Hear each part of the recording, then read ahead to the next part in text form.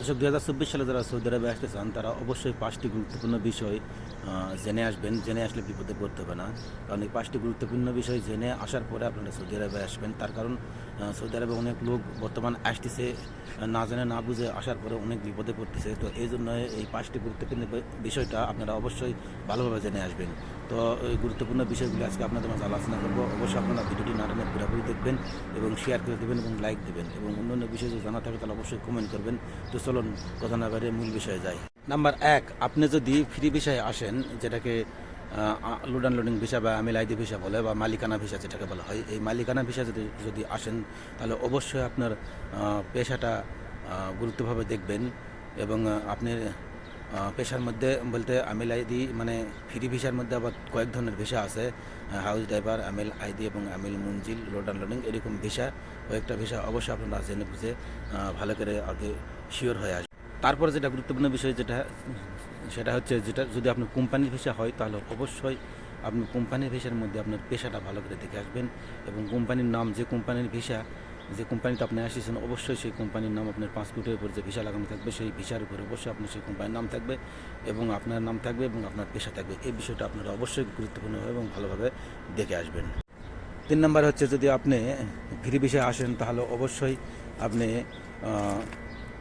যে আপনাকে নিয়ে আসছে তার সঙ্গে কথা বলবেন এবং কথা এটাই বলবেন যেটা হয় যে ইকামা কত দিনের দিবে। ইকামা সৌদি আরবে আপনি ভিসা লাগলে আপনার ভিসাতে হচ্ছে 3 মাসের মানে মেয়াদ থাকে, এরপর আপনি ইকামা লাগাইতে হয়। তো ইকামা 3 মাসের হয়, 6 মাসের হয়, 9 মাসের হয় এবং বছরের হয়।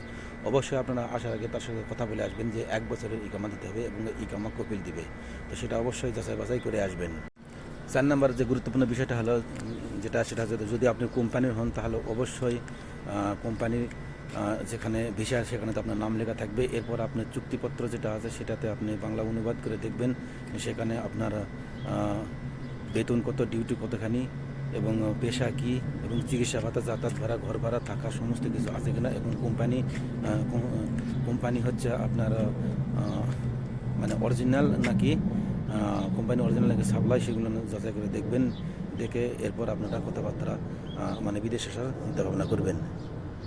5 নম্বর যদি আপনার মালিকানা ভিসা হয় তাহলে অবশ্যই মালিকানা ভিসার মধ্যে আবার আমিল মুনজিল আছে, হাউস ড্রাইভার আছে। আমিল মুনজিল ভিসা যদি হয় তাহলে অবশ্যই আপনি যাচাই বাছাই করে আসবেন আপনার বেতন কত দিবে এবং ইকামা কতদিন পরে দেবে এবং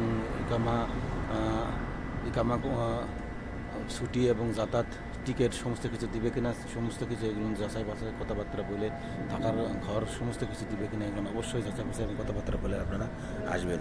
আর একটা বিষয় হচ্ছে আপনি যে কোম্পানিতে আসবেন, যে কোম্পানি আপনি আমেল, অবশ্যই সেই কোম্পানির নাম আপনার ভিসার মধ্যে থাকবে এবং ইকামাতে থাকবে এবং আপনার পেশাও থাকবে।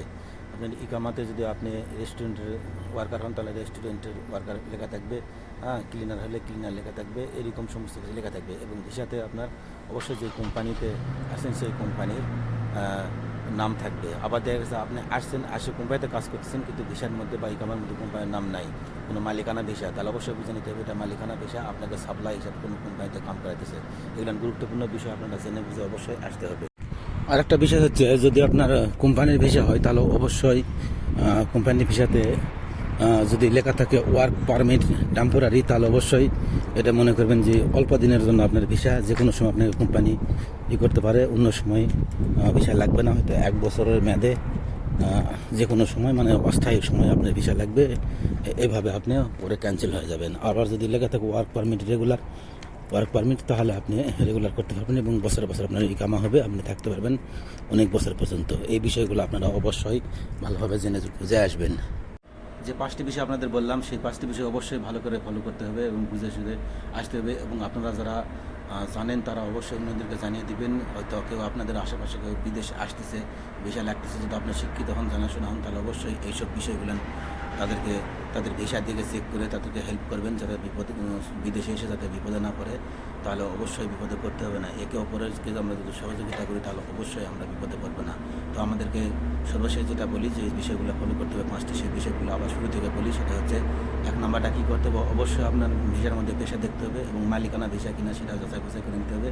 মালিকানা বিষয় হলে আকামা কতদিনের দিবে, অবশ্যই মালিক আকামা দিতে হবে। আর কোম্পানির বিষয় হলে তো অবশ্যই কোম্পানি আকামা দিবে, এগুলো যাচাই বাছাই করতে হবে। কোম্পানির বিষয় হলে আপনার কী করতে হবে যে আপনার পেশা কী এবং কোম্পানির নাম আছে কিনা এবং আপনার নাম আছে কিনা এবং আপনার পেশা কী এগুলো দেখতে হবে।